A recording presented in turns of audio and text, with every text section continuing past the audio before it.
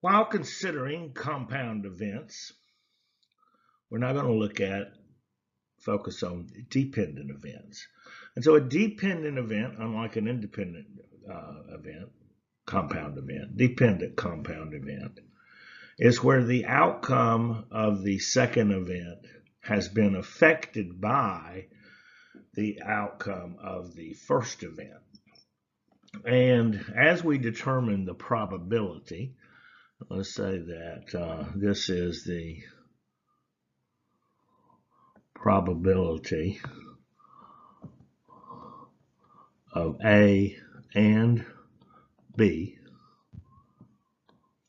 Let me erase that. Probability A is the first event, B is a second event. Then we can determine that by the probability of the first event times the probability of the second event, B, following the first event. Now, let's get specific here in this little problem. Another one that I like to use in statistics, in addition to marbles, is a deck of cards.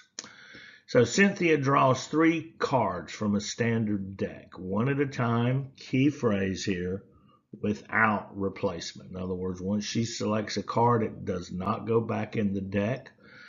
Now, I have found, surprisingly, that a number of students don't necessarily know a whole lot about a deck of cards. Well, first off, there's 52 cards in a deck. There are 4 suits of 13, where each suit has 13 cards. And the suits are the hearts, diamonds, spades, and clubs. And the hearts and diamonds are red, and the clubs and spades are black. And there are 13. You got numbers ace through 10, or 1 through 10. And then you've got a jack, a queen, and a king in each suit. But again, in this problem, this without replacement signifies that this is going to be a dependent event. Find the probabilities that the cards are drawn in the given order. So in this first one, we got the probability that we're going to draw a 2, and then we're going to draw a 5, and then we're going to draw anything but a 5, not a 5. So let's say, what about the probability of a 2? Now, if there's 4 suits, that means there are 4 2s in the deck of cards. And to start off with, we got 52 cards. Okay, now, what about the second time we pull a card? Well, first off, there's only 51 cards left because we've taken one of them out. Now, what about a 5? Well, there's 4 suits, and so therefore there are 4 5s. But notice the difference. 4 out of 52 times 4 out of 51. And then we're going to pull a third card.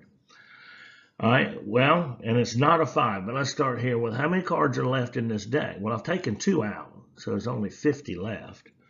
And then it says not a 5. Well, ordinarily I might think, and this is where you got to be careful, that there's 48 cards that are not a 5. And that's true, there are 48 cards that are not a 5, but I've already taken this 2. And so I don't have to worry about this 5, even though it's been taken out. I accounted for that in the denominator. But I've got a 2 in my hand, and I got a 5 in my hand.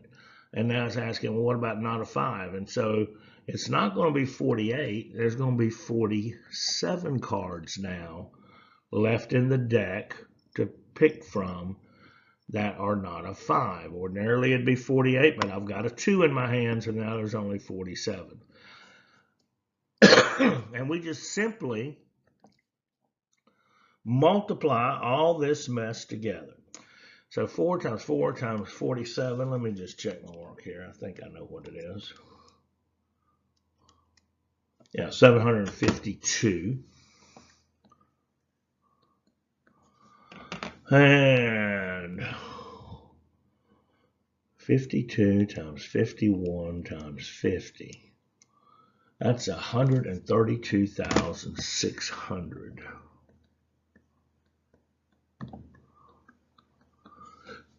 Oh, let's see what this might reduce to. 752 divided by 132,600.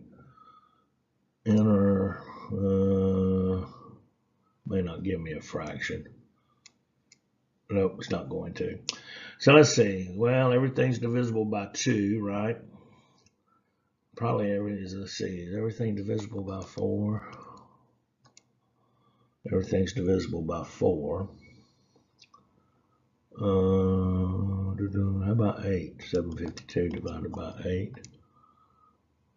Okay, 752 divided by 8 is 94. What about 132,600 divided by 8?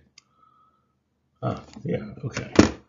And that simplifies down to 94 over 16,575. Or, let's see, what's the percentage of that?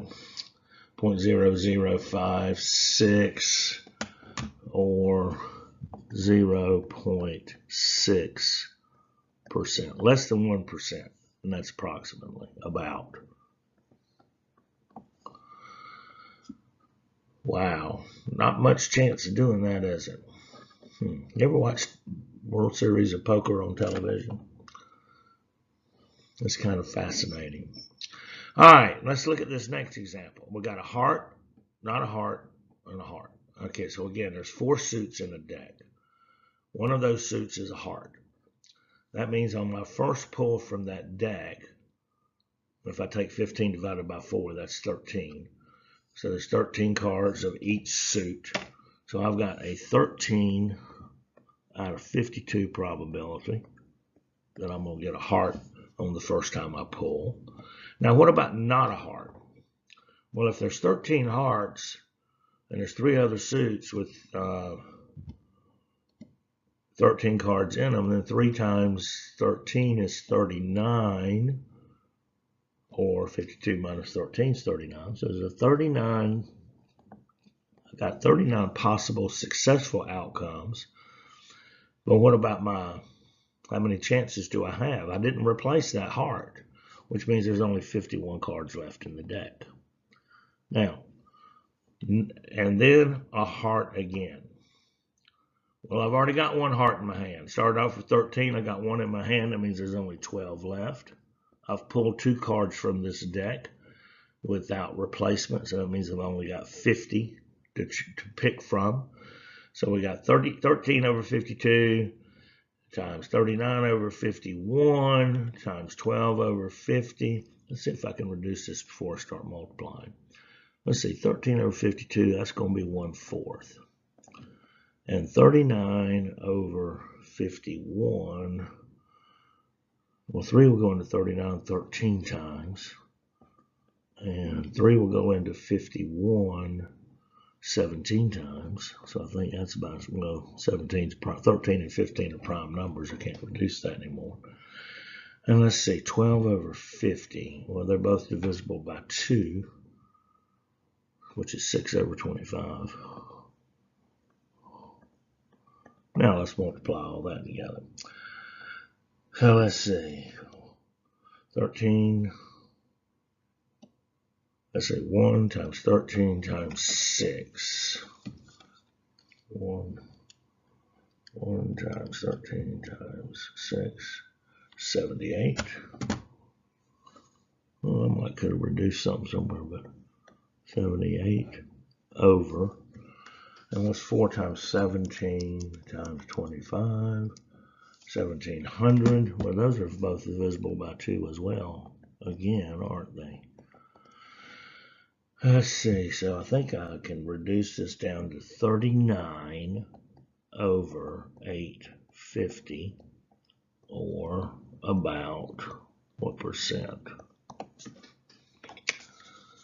39 divided by 850, 0.045, about 0.5%. Again, less than 1%. It's pretty tough, doesn't it? All right, well, there's a dependent event. So what's the difference? Independent event, I'm looking at something, I got just as many to choose from as I did to start on my second event. In a dependent event with what we're looking at, I don't. I'm not putting it back. So I've got less to choose from. All right, well, there we go. Next up, we're going to look at mutually exclusive and non-mutually exclusive events.